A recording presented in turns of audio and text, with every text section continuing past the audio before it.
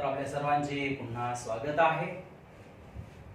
तर या अगोदर आपण पाहिलं होतं vehicle is moving along the horizontal curved road. Then the necessity centripetal force provided by the force of friction. म्हणजेच हॉरिझॉन्टल कोरवरून जाताना जे सर्क्युलर मोशन आहे ते टोटली फोर्स ऑफ फ्रिक्शन वरती आधारित आहे. आपल्याला माहिती आहे की सर्क्युलर मोशन परफॉर्म करण्यासाठी आपल्याला फोर्स ऑफ सेंट्रिपिटल फोर्स हा आवश्यक असतो आणि तो या केस मध्ये फोर्स ऑफ फ्रिक्शन वरती आधारित आहे. तर तिथं काही लिमिटेशन्स आपण पाहिलेले आहे आणि त्यामुळे आपल्या व्हेइकलचा स्पीड अशा टर्निंगवरून जाताना आपल्याला जर वाढवायचं असेल आणि आपली टर्निंग अगदी सेफली झाली पाहिजे त्यासाठी आपण त्या टर्निंग वरती रोडचं स्पेशल प्रकारचं कन्स्ट्रक्शन केलं आणि त्याला आपण म्हटलं बँकिंग ऑफ रोड. तर अशा टर्निंग वरती जेव्हा रोड हा बँक केला जातो तेव्हा तिथं आवश्यक असणारा जो सेंट्रिपिटल फोर्स आहे तो आता फोर्स ऑफ फ्रिक्शन वरती आधारित नसतो. कारण इथं आपण या केस मध्ये कन्सिडर केलं की जो रोड सरफेस आहे तो अगदी स्मूथ आहे आणि त्याच्यामुळे फ्रिक्शन हे निग्लिजिबल आहे. फ्रिक्शन तिथं प्रोड्यूस होत नाही आणि अशा वेळेस when the vehicle is moving along the bank road surface which is makes the smooth, then the necessity centripetal force is depends upon the horizontal component of the normal reaction. म्हणजे इथं जो centripetal force आपल्याला हवा आहे तो normal reaction horizontal component normal reaction या ठिकाणी आपल्याला प्रोव्हाइड्स करतो आहे. म्हणजे फोर्स ऑफ फ्रिक्शन वरती आधारित आता इथं आपलं टर्निंग नाही आणि तेव्हा तिथं मॅक्सिमम पॉसिबल सेफ्टी स्पीड जो आहे तो व्हेइकलचा तो कसा काढायचा त्यासाठी आपण एक्सप्रेशन डिराइव्ह केलं होतं. तर v = √rg tan of theta. तर अशा बँक कर्व रोड वरून जाताना जो सेफ्टी स्पीड आहे depends upon radius of the curvature, it depends upon the value of j at that place and it also depends upon the angle of banking. It does not depends upon the mass of the vehicle. This speed is the same for all the types of the vehicle. आता बघा हा जो turning वरून जो आपण road bank केला तो जर आपण आता रफ जर केला असेल तर रोड सरफेस बघा समजा उदाहरणार्थ या डायग्राम मध्ये इथं आपण एक डायग्राम काढली आहे. बँकिंग केलेला हा रोड आहे and the vehicle is moving along the bank road in a left direction. म्हणजे vehicle is moving or vehicle takes the turn in the left direction. The road surface makes the rough. आणि त्यामुळे आता जो आवश्यक असणारा centripetal force आहे तो horizontal component of normal reaction आणि horizontal component of the force of friction या दोघांवरती आधारित आहे. म्हणजे necessary centripetal force provided by the horizontal component of the normal reaction and the force of friction. Here the road surface makes the rough and so the friction is also produced. तर on such a bank road, here we have declared the expression for the lower speed limit and the expression for the upper speed limit. So these two values is lies between our safe speed v1 less than in square root rg tan theta and v2 greater than in square root rg tan of theta. तर अशा turning वरून vehicle जात असताना त्याचा कमीत कमी speed किती असला पाहिजे, स्पीड लिमिट कमीत कमी किती असला पाहिजे जेणेकरून ती व्हेइकल इथून इथं स्लाइड नाही झाली पाहिजे किंवा जेव्हा व्हेइकल याच्यातून जास्तीत जास्त वेगाने जात असताना तेव्हा ती व्हेइकल याची आउटवर्ड डायरेक्शनला इकडे स्लाइड होऊ शकते. ते अवॉइड करण्यासाठी त्यासाठी जास्तीत जास्त अप्पर स्पीड लिमिट किती असला पाहिजे आणि लोअर स्पीड लिमिट असला पाहिजे. तर ह्या ज्या दोन व्हॅल्यूज आहेत हे आपल्या या सेफ्टी स्पीड लिमिटच्या दरम्यानच्या आहे. ओके. तर बघा आता या ठिकाणी, तर here we have to consider a vehicle of mass m and which is moving along the bank road which makes the rough. Now r is the radius of the curvature of that road. The vehicle takes the turn in a left direction. So, on such a bank road, here the different forces act on the vehicle. Number one, the weight of the vehicle is at vertically downward direction, and the second force, that is the normal reaction, which is act on the vehicle. This is the normal reaction which is perpendicular to the road surface. So these two forces is act on the vehicle. Third one is the force of friction. In this case, to avoid the slipping in a inward direction, the force of friction is along the inclination of the road surface which is directed outward, so that it stop to slip the vehicle in this inward direction. In this way, three forces act on the vehicle. Number one, the weight at vertical downward direction. Second number is the normal reaction, and the third one is the force of friction which is provided between the tire and the road surface, and which is act along the inclined surface directed outward.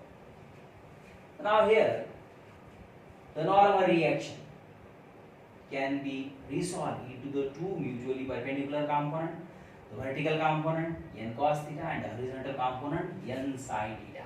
Now that horizontal component of the normal reaction is to the center of curvature, means it is responsible to provide the centripetal force. Again, the force of friction is along the inclined surface and directed outward. Here, this force of friction is also resolved into the two mutually perpendicular component, Fs sin theta, this is the vertical component, and Fs cos theta, this is the horizontal component, which is directed away from the center of curvature. And it's n sin theta, this is the horizontal component of normal reaction, and this is the horizontal component of the force of friction, and these two are exactly oppositely directed. So now here, note that as there is no any vertical motion, and so the net force act in the vertical direction is a 0. Means the weight of the vehicle is balanced by the vertical component of the normal reaction and the vertical component of the force of friction. Means here we can write mg is equal to n cos theta plus fs sin theta. तर बघा n cos theta vertically upward आहे आणि fs sin theta vertically upward आहे. तर हे दोन vertical component आहे. हा नॉर्मल रिएक्शनचा वर्टिकल कंपोनेंट आणि हा फोर्स ऑफ फ्रिक्शनचा वर्टिकल कंपोनेंट आहे.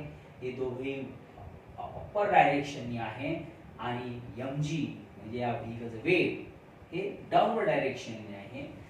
तर कोणत्याही प्रकारचं व्हर्टिकल मोशन इथं होत नाही आणि त्यामुळे आपण इथं इक्वेशन लिहू शकतो mg n cos theta fs sin theta. बरोबर आहे. म्हणजे या दोघांची ऍडिशन केली आपण या ठिकाणी एकमेकांना पॅरलल ऍडिशन झाली आणि हे दोन कंपोनेंट त्याचं वेट हा काय करतात बॅलन्स करतात. याला आपण इक्वेशन नंबर 1 दिलं. त्याच्यानंतर हॉरिझॉन्टल कंपोनेंट आहे n sin theta आणि fs cos theta.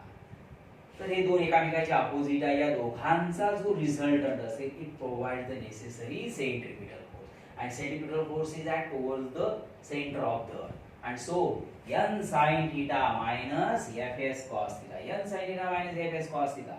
So the difference between that two horizontal component provides the necessary centripetal force. The centripetal force is given by the formula m v1 square divided by r. v1 is the lower speed limit mv1 square divided bye, तर हा centripetal force आहे and that centripetal force provided by the resultant of the two horizontal components. So again note that mv1 square upon r is equal to n sin theta minus fs cos of theta. याला आपण equation number 2 देऊया. तर आता हे दोन main equation आपण या ठिकाणी तयार केलेली आहेत. ते आपल्या चांगल्या प्रकारे लक्षात आलं असेल. तर आता हे पुढचं मॅथमॅटिकल सिम्प्लिफिकेशन आपल्याला लिहायचं आहे या ठिकाणी. तर हियर डिवाइड इक्वेशन 2 बाय 1. तर ही जी इक्वेशन 2 आहे याला यावरती काय करायचं आपल्याला डिवाइड करायचं आहे. त्यामुळे हा mm कॅन्सल होणार. So v1 square divided by rg is equal to n sin theta minus fs cos theta and whole divided by n cos theta plus fs sin theta. बरोबर आहे. तर आता हे जी इक्वेशन्स आहे तर याच्या राइट साइड जी numerator आणि denominator आहे आपण याला n cos theta ने डिवाइड करणार. म्हणजे divide numerator and denominator by the term n cos theta the right side. म्हणजे बघा n sin theta याला आपण n cos theta डिवाइड केलं, fs cos theta याला सुद्धा आपण n cos theta डिवाइड केलं, नंतर n cos theta याला सुद्धा डिवाइड केलं आणि fs sin theta याला सुद्धा आपण n cos theta ने डिवाइड केलं. तर फक्त राइट साइडला या n cos theta ने डिवाइड करायचं आपल्याला आणि त्यावेळी बघा इथे n कॅन्सल होणार, sin upon cos म्हणजे आपल्याला भेटणार tan theta. इथं cos theta कॅन्सल होणार, fs डिवाइडेड बाय n हे आपल्याला इथं भेटणार tan theta minus fs upon n. नंतर इथे हे कॅन्सल झालं, n cos theta cancel, we get 1 and plus fs upon n tan theta. fs upon n tan sin theta upon cos theta tan theta. आणि म्हणजे बघा आपल्याला आता याच्यावरून आपले इक्वेशन भेटलं v1 square divided by rg is equal to tan theta minus fs upon n and whole divided 1 plus fs upon n tan theta. तर हे अशा प्रकारचं आपल्याला इथं हे या इक्वेशन 1 आणि इक्वेशन 2 मधून आपण याला सिम्प्लिफाय केलं आणि हे इक्वेशन आपल्याला इथं now for the minimum possible speed. तर आहे कमीत कमी असा व्हेइकलचा स्पीड आहे अशा बँक रोडून जाताना जेणेकरून तेवढा स्पीड जर नसेल तर ही व्हेइकल स्किड होणार इन द इनवर्ड डायरेक्शन. तर त्याला अवॉइड करण्यासाठी कमीत कमी व्हेइकलचा स्पीड अशा टर्निंग वरून किती असला पाहिजे. तर for the minimum possible speed म्हणजे व्हेइकल ही इकडे अशी स्लिप नाही झाली पाहिजे, त्यासाठी आपल्याला हा जो फोर्स ऑफ फ्रिक्शन आहे हा कसा लागेल, मॅक्सिमम फोर्स ऑफ फ्रिक्शन लागेल. म्हणजे जेणेकरून हे व्हेइकल ही अशी इनवर्ड डायरेक्शनला घसरणार नाही, स्लिप होणार नाही. कारण हा जो रोड सरफेस हा इन्क्लाइन केलेला आहे आपण, त्यामुळे ही व्हेइकल जर या व्हेइकलचा वेग अत्यंत कमी जर कधी असेल तर ती व्हेइकल इकडे घसरू सुद्धा शकते. त्याला अवॉइड करण्यासाठी म्हणजे for the minimum possible speed हा जो फोर्स ऑफ फ्रिक्शन आहे आपल्याला मॅक्सिमम पाहिजे. आणि फोर्स ऑफ फ्रिक्शन काढायचा फॉर्म्युला तुम्हाला माहितीच आहे, Fs μs * n. तर μs means the coefficient of static friction between the tire and the road surface and n is the normal reaction. तर याला थोडं सिम्प्लिफाय करून μs Fs divided by n and so this above equation can be written as. तर बघा आता या ठिकाणी तर हा जो मिनिमम पॉसिबल स्पीड आहे म्हणून आपण थोडंसं मॉडिफाय करू, v1 square minimum for the minimum possible speed, fs is maximum and its value is given by ms into n आणि v1 square minimum is equal to हा जो rg आपण तिकडे ट्रान्सफर केला आणि bracket tan theta minus vs. तर fs divided by n याच्या ऐवजी आपण इथं vs लिहिलं या फॉर्म्युल्यावरून, नंतर 1 प्लस पुन्हा इथं fs अपॉन n च्या जागी आपल्याला μs इथं लिहिता येईल, μs आणि tan थीटा. म्हणजे बघा काय काय केलं आपण, कंडिशन यूज केली की जर आपल्याला मिनिमम पॉसिबल स्पीड जर पाहिजे असेल अशा टर्निंग वरून तर फोर्स ऑफ फ्रिक्शन हा मॅक्सिमम असला पाहिजे आणि हा आहे fs μs n. आणि म्हणून आपण μs ही व्हॅल्यू इथं आता इंट्रोड्यूस करणार कारण फोर्स ऑफ फ्रिक्शन प्रोव्हाइड होतो आहे. तर fs डिवाइडेड बाय n या टर्मच्या ऐवजी आपल्याला μs इथे व्हॅल्यू या एक्सपेरिमेंट पुट करायची आहे. तर fs अपॉन n इथं आपण μs पुट केलं, fs अपॉन n इथं सुद्धा μs पुट केलं आणि हा rg इकडे ट्रान्सफर केला आणि by taking the square root v1 minimum or we can simply written v minimum. This is the minimum speed limit or lower speed limit. एकदम lower अगदी सगळ्यात खालची व्हॅल्यू आहे, अगदी कमीत कमी value. V1 minimum or called as the V minimum is equal to square root. हा जो स्क्वेअर आहे आपण we are taking the square root on both sides, and so V minimum is equal to square root RG in bracket tan theta minus Vs divided by 1 plus Vs tan of theta. तर हे आपलं expression झालं ज्या साहाय्याने आपल्याला lower speed limit अशा bank road साठी आपल्याला कॅल्क्युलेट करायचं. आता याच्यामध्ये आपण कंडिशन वापरू. समजा इफ हा जो कोइफिशियंट ऑफ स्टॅटिक फ्रिक्शन आहे it's value is equal to tan theta. Theta be the angle of banking. तर Vs is equal to tan theta. If Vs is equal to tan theta, Vs is equal to tan theta he value जर आपण इथं substitute जर का कधी केली, इथं Vs च्या जागी tan theta टाकायची किंवा tan theta जागी Vs पुट करा, तर हा जो न्यूमरेटर आहे 0 होऊन जाणार. त्यामुळे कंप्लीट व्हॅल्यू 0 आहे, म्हणजे V minimum is equal to 0. म्हणजेच minimum possible speed is a 0, but when Vs is equal to tan theta. तर हा जो कोइफिशियंट ऑफ स्टॅटिक फ्रिक्शन आहे याची व्हॅल्यू tan थीटा इतकी जर का असेल तर V मिनिमम हा 0 असेल. and this is true for most of rough road band at a smaller angle. म्हणजे ही जी इक्वेशन आहे, ही जी कंडिशन आपण सांगितली ही नेमकी खरी कशासाठी आहे, तर जेव्हा हा अँगल ऑफ बँकिंग हा जो आहे अगदी स्मॉल असेल, म्हणजे अगदी बँकिंग अगदी कमी प्रमाणात केलेलं असेल, तर तशा वेळेस अगदी आपल्या व्हेकलचा जो स्पीड आहे हा अगदी 0 जरी असला तरी vehicle may remain stay on that turning. आता याच पद्धतीनं व्हेकल अशा बँक रोडून जात असताना आपला जो मॅक्सिमम सेफ्टी स्पीड आहे त्याच्यापेक्षा नेमक्या जास्त वेगाने जर त्याच्यातून जर जायला लागला, म्हणजे V2 upper speed limit is V2 which is greater than is equal to square root RG tan of theta.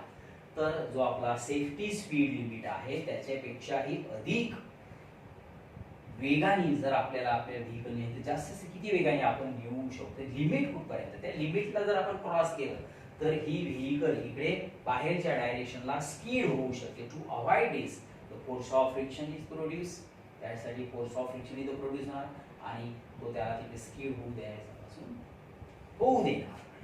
त्याची जास्त लिमिट कुठपर्यंत असणार, तर expression for the upper speed limit म्हणजेच याच्यामध्ये आपल्या व्हेकलचा जो स्पीड आहे हा सेफ्टी स्पीड पेक्षा जास्त असेल. इथं व्हेकलचा जो स्पीड आहे या सेफ्टी स्पीड पेक्षा तो कमी होता आणि safety speed limit lies between V1 and V2. तर पुन्हा त्यासारखंच इथंच व्हेकल वरती जी फोर्स ऍक्ट होत आहेत ते पुन्हा सेम तेच आहे. The weight mg act vertically downward direction, the normal reaction n, त्याच्यामध्ये दोन कंपाउंड तयार केले n cos theta आणि n sin theta. तर इथं व्हेकल जी आहे ही अशी बाहेरच्या डायरेक्शननी स्किड होऊ शकते. त्याला अवॉइड करण्यासाठी जो फोर्स ऑफ फ्रिक्शन आहे तर that force of friction is produced between the tyre and the road which is along the inclined surface in the downward direction. तर हा फोर्स ऑफ स्टॅटिक फ्रिक्शन आहे, याची डायरेक्शन या inclined road surface वरती आहे आणि which is in the downward direction. इथं बघा काय which is the upward direction. हा इकडे डाउनवर्ड डायरेक्शन. हा इकडे असल्यामुळे व्हेकलला इकडे स्किड होऊ देणार नाही आणि इकडे असल्यामुळे हा व्हेकलला इकडे स्किड होऊ देणार नाही, म्हणजे रोडच्या बाहेर तिकडे फेकून दिलेला नाही. याची मर्यादा आहे या ठिकाणी. तर हा त्याला अवॉइड करेल. त्यासाठी जास्त किती वेगाने आपण ती व्हेकल त्या टर्निंग येऊ शकतो, तर त्यासाठी हा फ्रिक्शन त्याला अपोज करेल की ती व्हेकल त्या रोडच्या बाहेर गेलेली पाहिजे, स्किडिंग नाही झाली पाहिजे. तर थोडीशी सिच्युएशन यामध्ये चेंज झाली. फोर्स ऑफ फ्रिक्शन जो आहे हा इन आउटवर्ड डायरेक्शन होता, हा इकडे इनवर्ड डायरेक्शन त्या ठिकाणी आहे आणि त्यामुळे बघा पुन्हा काय झालं की mg वेट आणि fs sin theta which is at vertical downward direction आणि n cos theta vertically upward direction. Again there is no vertical motion. Of this vehicle. त्याचं व्हर्टिकल मोशन नाही, त्यामुळे हा जो n cos theta आहे तर त्या n cos theta is the vertical component of the normal reaction which balances the weight mg and the vertical component of the force of static friction, that is Fs sin theta. म्हणजेच mg plus Fs sin theta दोघांची addition करायची आहे. mg plus Fs sin theta is equal to n cos theta, and after simplifying we can write here mg is equal to n cos theta minus Fs sin of theta. तर हे equation आपण या ठिकाणी लिहिलं. बघा काय करायचं, इथे ऍडिशन झाली कारण इथे दोन कॉम्पोनंट्स हे पॅरलल होते, mg त्याला बॅलन्स होता. या ठिकाणी हे दोन कॉम्पोनंट एकामेकाच्या अपोज मध्ये आहे आणि या दोघांचा रिझल्टंट म्हणजेच n cos theta आणि Fs sin theta हे एकमेकाच्या अपोजिट आहे आणि या दोघांचा जो रिझल्टंट असेल it balances the weight, and so n cos theta minus Fs sin theta या दोघांचा जो रिझल्टंट आहे it balances the weight of the vehicle. And the next one, the horizontal component of normal reaction and the force of friction, that is n sin theta and Fs cos theta, both are towards the center of curvature. Now here in this case these two horizontal components are parallel. इथं दोन्ही horizontal component हे parallel आहे, इथं दोन्ही horizontal component एकामेकाच्या oppose मध्ये होते म्हणून इथं सबट्रॅक्शन झालं. इथं एकमेकांना पॅरलल आहे म्हणून या दोघांचं ऍडिशन होणार. So n sin theta plus Fs cos of theta या दोघांची ऍडिशन केली and the resultant of the two provides the necessary centripetal force for to take the safe turn along such a banked road. तर पुन्हा आता या दोघांना याच प्रकारे सॉल्व करायचं आहे आपल्याला. जे दोन इक्वेशन आहे तर या इक्वेशनला त्या इक्वेशनने डिवाइड करायचं अशाच प्रकारे. नंतर n cos theta त्याला न्यूमरेटर डिनॉमिनेटरला पुन्हा डिवाइड करून घ्यायचं. तर अशा प्रकारे सिम्प्लिफिकेशन आपल्याला पुन्हा इथं करायचं आहे.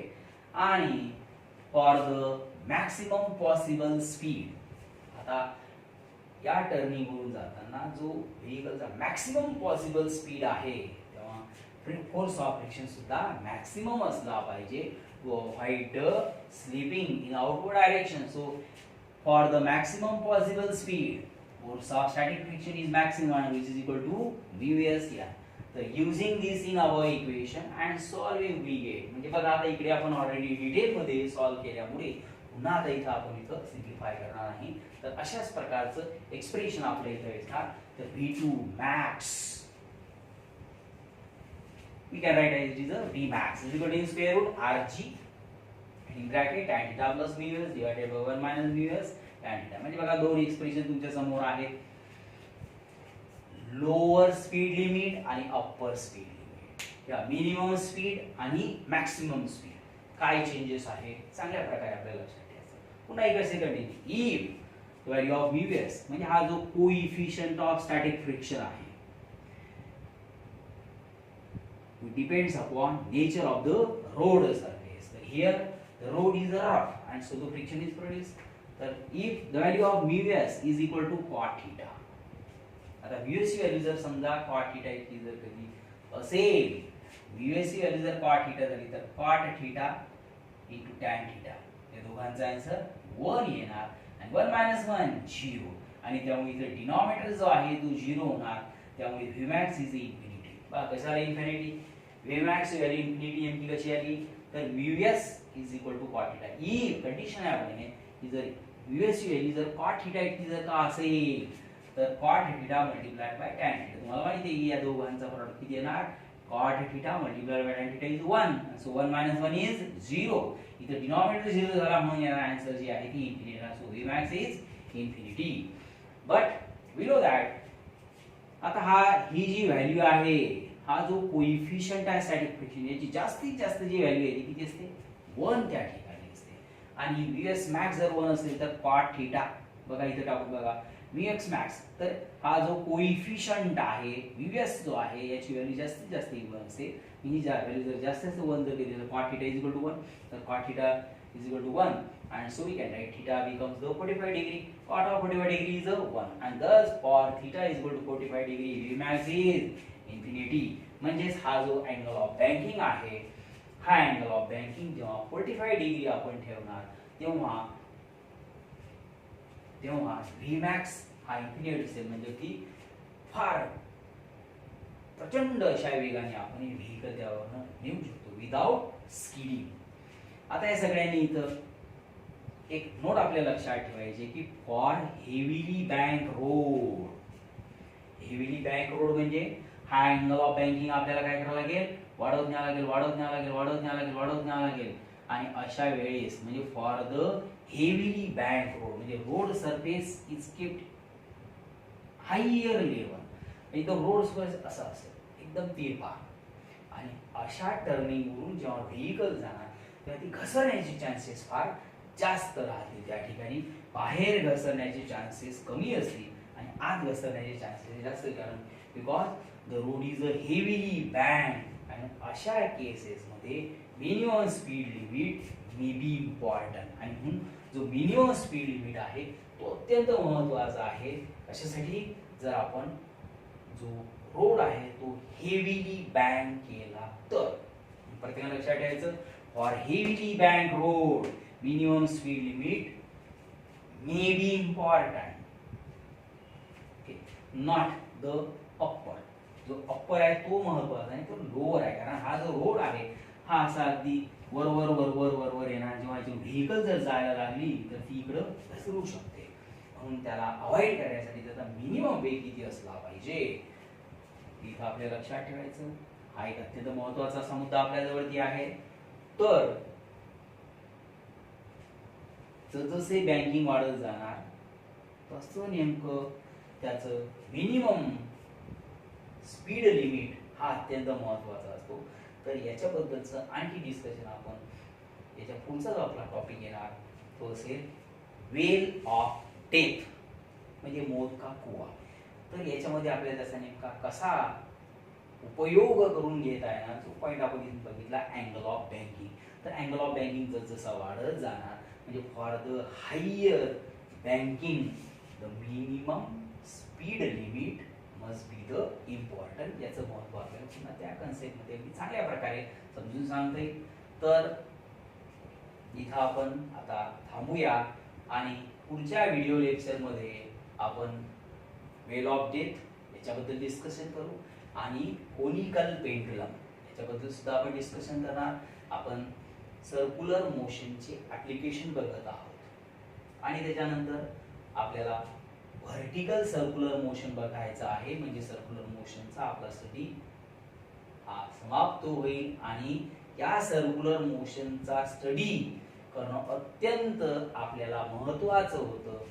तर ते कशासाठी आहे, रोटेशनल मोशनचा स्टडी जर आपल्याला करायचं असेल तर त्यासाठी सर्क्युलर मोशनचा स्टडी करणं अत्यंत आवश्यक आहे. आपण सुरुवातीपासून सांगितलं आहोत की circular is a necessary for the rotation, आणि म्हणून रोटेशनल मोशनचा स्टडी करण्याच्या अगोदर आपल्याला सर्क्युलर मोशनचा स्टडी अगदी डिटेल विस्तृतपणे करायचा आहे. तर इथं आपण आज थांबूया आणि पुन्हा पुढच्या आपल्या व्हिडिओ लेक्चरमध्ये आपल्या सर्वांना पुन्हा एक वेळेस भेटायचं.